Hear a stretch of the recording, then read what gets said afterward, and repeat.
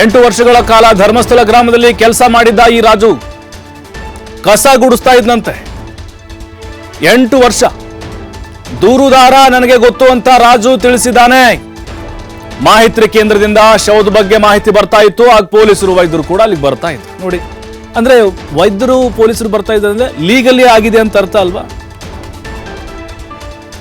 Legally. ಆಗ ಶವವನ್ನ post ಮಾರ್ಟಮ್ಗೆ ತೆಗೆದುಕೊಂಡು ಹೋಗ್ತಾ ಇದ್ರು. ವೈದ್ಯರು ಪೊಲೀಸರು ಬರ್ತಿದ್ದಾರೆ ಅಂತ ಯಾಕೆ ಬರ್ತಿದ್ರು ಸುಮ್ಮನೆ ಅವರು? ನೋಡಿ, ಆತ ಮಾಸ್ಕ್ ಮ್ಯಾನ್ ಹೇಳಿದ್ ಬೇರೆ, ಯಾರು ಇರ್ತಾ ಇರಲಿಲ್ಲ, ನಾನು ಒಬ್ಬನೇ ಹೋಗಿ ಹೂತಾಕ್ತಾ ಇದ್ದೆ ಅಂತ. ಗೊತ್ತಿಲ್ಲ, ಅವ್ನು ಸಪ್ರೇಟಾಗಿ ಏನಾದರೂ ಹೂತಾಕಿರ್ಬೋದೇನೋ. ಆದರೆ ರಾಜು ಹೇಳ್ತಿರೋದು ಹಿಂಗೆ. ಬಳಿಕ ಆ ಶವವನ್ನು ಹೂತು ಹಾಕುವಂತ ಹೇಳ್ತಾ ಇದ್ರು. ಆಗ ನಾವು ಅದನ್ನ ತಗೊಂಡು ಹೋಗಿ ಹೂತು ಹಾಕಿದ್ದೇವೆ, ದೂರುದಾರನ ಜೊತೆಗೆ ಮತ್ತಿಬ್ಬರು ಇದ್ರು ಅಂತ ರಾಜು ಹೇಳಿದ್ದಾನೆ. ನೋಡಿ, ಈಗ ರಾಜುನು ಕೆಲವೊಂದಿಷ್ಟು ಸ್ಟೇಟ್ಮೆಂಟ್ಗಳನ್ನ ನಾವು ನೋಡಿದ್ವಿ. ಒಂದೊಂದು ಚಾನಲಲ್ಲಿ ಒಂದೊಂದು ಸ್ಟೇಟ್ಮೆಂಟ್ ಆತ ರಾಜು ಕೊಡ್ತಾ ಇದ್ದಾನೆ. 2 ಶವ ನಾನು ನೋಡಿದೆ ಅಂತಾನೆ, 150 ಶವ ಹೂತ್ವಿ ಅಂತ ಹೇಳ್ತಾನೆ. ಅವ್ರವ್ರ ಸ್ಟೇಟ್ಮೆಂಟ್ಗಳು ಅದ್ರ ಮೇಲೆ ನಾವು ಡಿಸೈಡ್ ಮಾಡೋಕ್ಕಾಗೋದಿಲ್ಲ. SIT ಈಗ ಆ ರಾಜುನನ್ನು ಕರೆದು ವಿಚಾರಣೆಯನ್ನು ನಡೆಸಿದೆ. ಆ ಮಾಸ್ಕ್ ಮ್ಯಾನ್ ಬಗ್ಗೆ ಪ್ರಶ್ನೆಗಳನ್ನು ಕೇಳಿದೆ. ರಾಜುನ ಯಾಕೆ ವಿಚಾರಣೆ ಕರೆದ್ರು ಅಂತ ಹೇಳಿದ್ರೆ, ಮಾಸ್ಕ್ ಮ್ಯಾನ್ ಹೇಳಿದ್ದ, ಯಾರ್ಯಾರಿದ್ರಪ್ಪ ಅವತ್ತು ನೀನು ಹೆಣ ಹೂಳುವಂಥ ಸಂದರ್ಭದಲ್ಲಿ, ಗುಂಡೆಗೆ ಒಂದು ಸಂದರ್ಭದಲ್ಲಿ, ಹೀಗೆ ರಾಜು ಅನ್ನೋನು ಕೂಡ ಇದ್ದ ಅಂತಂದಾಗ SIT ಅವರು ಅವನನ್ನು ಕರೆದು ಮಂಡ್ಯದಿಂದ ಕರ್ಕೊಂಡು ಹೋಗಿ ವಿಚಾರಣೆಗೆ ಒಳಪಡಿಸಿದಾಗ ಈ ರೀತಿಯಾದಂಥ ಹೇಳಿಕೆಯನ್ನು ಕೊಟ್ಟಿದ್ದಾನೆ. ಆದರೆ ಇಲ್ಲಿ ಏನೆಲ್ಲ ಆಗಿದೆ, ಅತ್ಯಾಚಾರ, ಕೊಲೆ ಆಗಿರೋ ಬಗ್ಗೆ ನನಗೆ ಮಾಹಿತಿ ಇಲ್ಲ. ನೋಡಿ, ರಾಜುಂಗೆ ಗೊತ್ತಿಲ್ಲ ಇದು. ಅಂದರೆ ಅಲ್ಲಿ ಅತ್ಯಾಚಾರ, ಕೊಲೆ ನಡೆದೇ ಇಲ್ಲ ಅಂತ ನಿರ್ಧಾರಕ್ಕೆ ಬರೋಕ್ಕಾಗುತ್ತಾ? ಗೊತ್ತಿಲ್ಲ ನಮಗೆ.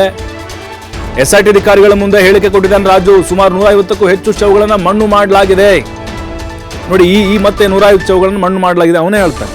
2 ಶವ ನಾನು ಅಲ್ಲಿ ಪೋಸ್ಟ್ ಮಾರ್ಟಮ್ ಕೊಟ್ಟೆ ಅಂತ ಹೇಳ್ತಾನೆ. ಕೆಲವು ಶವ ನೇಣು ಹಾಕಿ ಸ್ಥಿತಿಲಿ ಇರ್ತಾ ಇದ್ವು, ಅಂದರೆ ಉರ್ಲು ಹಾಕೊಂಡು ಸಾಯ್ತಿದ್ರಲ್ಲಿ, ಸುಸೈಡ್ ಮಾಡ್ಕೊಳ್ತಿದ್ರು. ಇನ್ನು ಕೆಲವು ನದಿ ತೇಲ್ಕೊಂಡು ಬರ್ತಾ ಇದ್ವು, ಅಲ್ಲೇನೋ ಸತ್ರ ಮುಕ್ತಿ ಸಿಗುತ್ತಂತೆ. ಈ ರೀತಿ ಚರ್ಚೆ ಆಗ್ತಾ ಇತ್ತು. ಈಗಲೂ ಕೂಡ ಆಗುತ್ತೆ. ಸ್ಥಳೀಯರು ಮಾಹಿತಿ ಕೇಂದ್ರಕ್ಕೆ ಮಾಹಿತಿ ಕೊಡ್ತಾ ಇದ್ರು. ಮಾಹಿತಿ ಕೇಂದ್ರದವ್ರು ನಮ್ಗೆ ಹೇಳ್ತಾ ಇದ್ರು, ಅಂದರೆ ಸ್ವಚ್ಛತೆ ಮಾಡೋರಿಗೆ. ವೈದ್ಯರು ಪೊಲೀಸರ ಪರಿಶೀಲನೆ ಬಳಿಕ ಪೋಸ್ಟ್ ಮಾರ್ಟಮ್ ಆಗ್ತಿತ್ತು. ಬಳಿಕ ಶವಗಳನ್ನು ಹೂತು ಹಾಕೋಕೆ ಹೇಳ್ತಿದ್ರು. ಅದರಂತೆ ಮಾಸ್ಕ್ ಮ್ಯಾನು, ನಾನು ಮತ್ತಿಬ್ಬರು ಹೂತು ಹಾಕ್ತಿದ್ದೆವು. ಸುಮಾರು 6 ಗಂಟೆಗಳ ಕಾಲ ವಿಚಾರಣೆಯನ್ನು ಮಾಡಿದ್ದಾರೆ ರಾಜುನನ್ನ SIT ಅಧಿಕಾರಿಗಳು.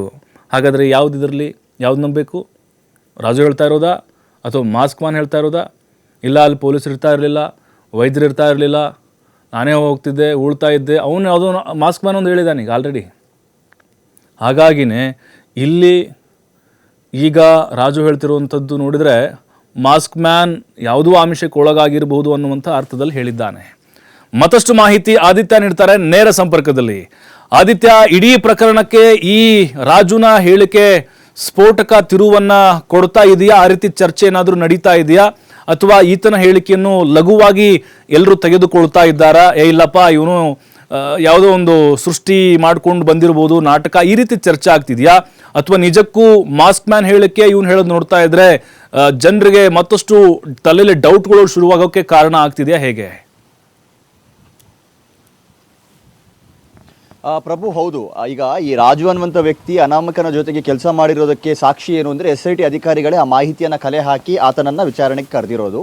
ಕಳೆದ ವಾರ ಸರಿಸುಮಾರು 6 ಗಂಟೆಗಳ ಕಾಲ ಆತನನ್ನು ವಿಚಾರಣೆ ಮಾಡಿದ್ದಾರೆ. ಆದರೆ ಆತ ಕೊಡ್ತಾ ಇರುವಂಥ ಹೇಳಿಕೆ ಸ್ವಲ್ಪ ಗೊಂದಲಗಳಿಗೆ ಕಾರಣವಾಗ್ತಾ ಇದೆ. ಸಾರ್ವಜನಿಕ ವಲಯದಲ್ಲಿ ಇದನ್ನು ನಂಬಬೇಕು ನಂಬಾರ್ದು ಅನ್ನುವಂಥ ಡೌಟ್ ಅಂತೂ ಖಂಡಿತವಾಗಿಯೂ ಇದೆ. ಯಾಕಂದರೆ ಒಂದೊಂದು ಬಾರಿ ಹೇಳಿಕೆಯನ್ನು ನೀಡುವ ಸಂದರ್ಭ ಸಾಕಷ್ಟು ಬದಲಾವಣೆಗಳನ್ನು ಕೂಡ ಗಮನಿಸಬಹುದಾಗಿದೆ. ಆದರೆ SIT ಆತನಿಂದ ಏನೆಲ್ಲ ಮಾಹಿತಿ ಸಿಗುತ್ತೆ ಅನ್ನುವಂಥ ರೀತಿಯಲ್ಲಿ ಆತನನ್ನು ವಿಚಾರಣೆಗೆ ಒಳಪಡಿಸಿದ್ದಾರೆ. ಆತ ಹೇಳಿರುವ ಎಲ್ಲ ಅಂಶಗಳನ್ನು ಕೂಡ ಅವರು ಗಂಭೀರವಾಗಿ ಪರಿಗಣಿಸ್ತಾರೆ ಅಂತ ಹೇಳೋದಕ್ಕೆ ಸಾಧ್ಯ ಇಲ್ಲ. ಇನ್ನೂ ಸಾಕಷ್ಟು ಜನರನ್ನು ಅವರು ಸಂಪರ್ಕ ಮಾಡಿದ್ದಾರೆ, ಅವರಿಂದ ಮಾಹಿತಿ ಪಡೆದಿದ್ದಾರೆ. ಇದು ಕಳೆದ ವಾರವೇ ಈ ಎಲ್ಲ ರೀತಿಯ ವಿಚಾರಣೆಯನ್ನು ಮಾಡಿಕೊಂಡು ಅವರು ರೆಡಿಯಾಗಿದ್ದರು. ಆದರೆ ಇಲ್ಲಿ ಈತ ಮಾಡ್ತಾ ಇರುವಂತಹ ಆರೋಪ ಏನು ಅಂದ್ರೆ, ಆತ ಶವ ಹೂತು ಹಾಕ್ತಾ ಇದ್ದು ನಿಜ ಅನ್ನೋದನ್ನ ಆತ ಒಪ್ಕೊಂಡಿದ್ದಾನೆ. ಆತ ಶವ ಹೂತು ಹಾಕ್ತಿದ್ದು ನಿಜ.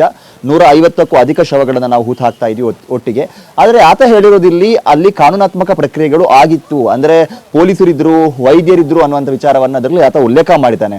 ಅನಾಮಿಕ ದೂರುದಾರ ಮಾತ್ರ ಈ ಹಿಂದಿನಿಂದಲೂ ಮಾಡಿಕೊಂಡು ಬಂದಂತಹ ವಾದ ಏನು ಅಂದ್ರೆ, ಯಾವುದೇ ರೀತಿಯ ಕಾನೂನಾತ್ಮಕ ಪ್ರಕ್ರಿಯೆಗಳು ಆಗಿರಲಿಲ್ಲ ಮತ್ತು ಆ ಕುಟುಂಬಸ್ಥರಿಗೆ ಈ ರೀತಿ ಒಂದು ಸಾವಾಗಿದೆ, ಆ ಒಂದು ಶವವನ್ನು ವಾರಸುದಾರರಿಗೆ ತಲುಪಿಸುವಂತ ರೀತಿಯಲ್ಲಿ ಮಾಡಬೇಕಾದಂಥ ಕೆಲಸಗಳನ್ನ ಮಾಡ್ತಾ ಇರಲಿಲ್ಲ. ಹಾಗಾಗಿ ನಾನು ಪಶ್ಚಾತ್ತಾಪದಿಂದ ಶರಣಾಗ್ತಾ ಇದ್ದೀನಿ ಅನ್ನುವಂಥ ವಿಚಾರವನ್ನ ಕೂಡ ಆತ ಅದರಲ್ಲಿ ಉಲ್ಲೇಖ ಮಾಡಿದ್ದ. ಹಾಗಾಗಿ SIT ಕೇವಲ ಈತನ ಒಂದು ಹೇಳಿಕೆಯ ಆಧಾರ ಮಾತ್ರವಲ್ಲದೆ ಎಲ್ಲಾ ಆಯಾಮದಲ್ಲೂ ಕೂಡ ವಿಚಾರಣೆಯನ್ನು ನಡೆಸ್ತಾ ಇದೆ. ಪೋಸ್ಟ್ ಮಾರ್ಟಮ್ ಆಗಿದೆ, UDR ಆಗಿದೆ ಅಂತ ಹೇಳಿದ ಕೂಡಲೇ ಅದು ಕಾನೂನಾತ್ಮಕ ಪ್ರಕ್ರಿಯೆ ಆಗೋದಿಲ್ಲ. ಪ್ರಕಟಣೆಯಲ್ಲಿ ಇಡುವಂಥದ್ದು ಕೂಡ ಒಂದು ಪ್ರಮುಖವಾದ ಕಾನೂನು ಪ್ರಕ್ರಿಯೆ. ಎಷ್ಟು ದಿನ ಅವರು ಮೋರ್ಚರಿಯಲ್ಲಿ ಆ ಶವವನ್ನ ಇಟ್ಟಿದ್ದಾರೆ, ಕುಟುಂಬಸ್ಥರಿಗೋಸ್ಕರ ಎಷ್ಟು ದಿನ ಕಾದಿದ್ದಾರೆ, ಮತ್ತು ಕುಟುಂಬಸ್ಥರಿಗೆ ಮಾಹಿತಿ ರವಾನಿಸುವಂತ ನಿಟ್ಟಿನಲ್ಲಿ ಏನೆಲ್ಲ ಪ್ರಯತ್ನಗಳನ್ನ ಪಟ್ಟಿದ್ದಾರೆ ಅನ್ನೋದು ಕೂಡ ಬಹಳ ಪ್ರಮುಖವಾಗುತ್ತೆ. SITಗೆ ಅನುಮಾನ ಮೂಡುವಂತ ದೂರುಗಳು ಕೂಡ ಸದ್ಯ SIT ಕಚೇರಿಯ ಮುಂಭಾಗ ಬರ್ತಾ ಇದೆ. ಹಾಗಾಗಿ SIT ಎಲ್ಲ ಆಯಾಮದಲ್ಲೂ ಕೂಡ ತನಿಖೆಯನ್ನ ಮಾಡ್ತಾ ಇದೆ. ರಾಜು ಅನ್ನುವಂಥ ವ್ಯಕ್ತಿಯನ್ನ ಮತ್ತೆ ವಿಚಾರಣೆಗೆ ಕರೆಯುವಂತ ಸಾಧ್ಯತೆಗಳು ಕೂಡ ಇದೆ. ರಾಜು ಅನ್ನುವಂಥ ವ್ಯಕ್ತಿ ಮಾತ್ರ ಅಲ್ಲ, ಅನಾಮಿಕ ದೂರುದಾರನ ಜೊತೆಗೆ ಇನ್ನೂ ಇಬ್ರು ಕೆಲಸ ಮಾಡ್ತಾ ಇದ್ರು, ಈ ತರ ಶವ ಹೂತು ಹಾಕ್ತಾ ಇದ್ರು ಅನ್ನೋ ವಿಚಾರವನ್ನ ಆತ ಉಲ್ಲೇಖ ಮಾಡಿದ್ದಾನೆ. ಹಾಗಾಗಿ ಅನಾಮಿಕ ಹೇಳಿದಂತಹ ಒಂದು ಪಶ್ಚಾತ್ತಾಪದಲ್ಲಿ ಉಲ್ಲೇಖ ಮಾಡಿದಂತಹ ಶವ ಹೂತು ಹಾಕಿದ ವಿಚಾರ ಮತ್ತು ಇದು ಈತ ಹೇಳ್ತಾ ಇರುವಂತದ್ದು ಎರಡೂ ಒಂದೇನಾ, ಅಥವಾ ಈತನಿಗೆ ತಿಳಿಯದ ರೀತಿಯಲ್ಲಿ ಅನಾಮಿಕ ಏನಾದರೂ ಬೇರೆ ಶವಗಳನ್ನು ಹೂತು ಹಾಕ್ತಾ ಇದ್ನ, ಅದು ಕೂಡ ಈಗ ಅನುಮಾನವಾಗಿ ಉಳಿದಿರೋದು. ಹಾಗಾಗಿ SIT ಎಲ್ಲ ಆಯಾಮದಲ್ಲೂ ಕೂಡ ತನಿಖೆ ಮಾಡ್ತಾ ಇದೆ. ಈತ ಕೊಟ್ಟಂತ ಹೇಳಿಕೆ ಆಧಾರದಲ್ಲಿ, ಅಂದ್ರೆ ಈತ ಸರಿಸುಮಾರು 6 ವರ್ಷಗಳ ಕಾಲ ಏನು ಆತ ಅಲ್ಲಿ ಆತನೊಂದಿಗೆ ಕೆಲಸ ಮಾಡಿದ್ದ ಅನ್ನುವಂಥ ವಿಚಾರವನ್ನ ಉಲ್ಲೇಖ ಮಾಡಿದ್ದ. ಹಾಗಾಗಿ ಆ ಸಂದರ್ಭದಲ್ಲಿ ಅಲ್ಲಿ ಆಗಿರುವಂತಹ UDR ಪ್ರಕರಣಗಳು, ಅನುಮಾನಾಸ್ಪದ ಸಾವುಗಳು, ಈ ಎಲ್ಲ ಪ್ರಕರಣಗಳ ಮಾಹಿತಿಯನ್ನ ಕಲೆ ಹಾಕ್ತಾ ಇದ್ದಾರೆ. ಇವರು ಹೂತು ಹಾಕಿದ್ದು ನಿಜಾನ ಅನ್ನೋ ರೀತಿಯಲ್ಲಿ. ಯಾಕಂದ್ರೆ ಇನ್ ಕೇಸ್ ಕಾನೂನಾತ್ಮಕ ಪ್ರಕ್ರಿಯೆಗಳು ಆಗಿದ್ರೆ ಯಾರೇ ಹೂತು ಹಾಕಿದ್ರು ಕೂಡ ಅವರಿಗೊಂದು ರಶೀದಿಯನ್ನ, ಅಂದ್ರೆ ಅವ್ರಿಗೆ ಕೊಡಬೇಕಾದಂಥ ಒಂದು ಪೇಮೆಂಟ್ ಏನಿದೆ ಅದು ಪಂಚಾಯತಿಯಿಂದ ಪೇಮೆಂಟ್ ಆಗ್ತಾ ಇತ್ತು. ಸೊ ಅದಕ್ಕೆ ಸಂಬಂಧಪಟ್ಟಂತ ದಾಖಲೆಗಳು ಕೂಡ ಇರುತ್ತೆ ಮತ್ತು ಅದರಲ್ಲಿ ಸ್ಪಷ್ಟವಾಗಿರುತ್ತೆ ಯಾವ ದಿನ ಹೆಣ ಸಿಕ್ಕಿತ್ತು, ಯಾವ ದಿನ ಅದನ್ನ ದಫನ ಮಾಡಿದ್ರು, ಎಲ್ಲ ಕಾನೂನು ಪ್ರಕ್ರಿಯೆಗಳನ್ನ ಮಾಡಿದ್ರು ಅನ್ನೋದು ಅದರಲ್ಲಿ ಸ್ಪಷ್ಟವಾಗಿ ಗೊತ್ತಾಗುತ್ತೆ.